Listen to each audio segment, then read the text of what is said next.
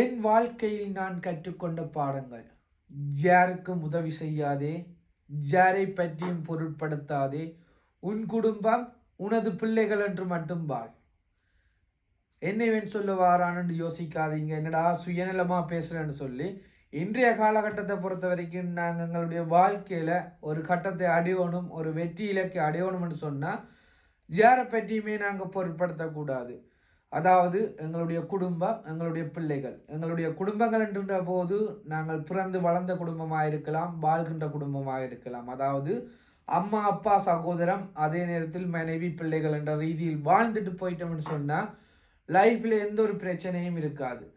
நாங்கள் அடுத்தவரை பற்றி சிந்திக்கிறோம், அடுத்தவரை பற்றி கதைக்கிறோம், அடுத்தவற்ற வாழ்க்கையில் நாங்கள் தலையிடணும்னு யோசிக்க எங்களை அறியாமலே எங்களுக்கு நிறைய பிரச்சனைகள் வந்து கொண்டே இருக்கும். எனவே உனக்காக வாழ், உன் குடும்பத்திற்காக வாழ், உன்னை நம்பி வந்தவர்களுக்காக வாழ்.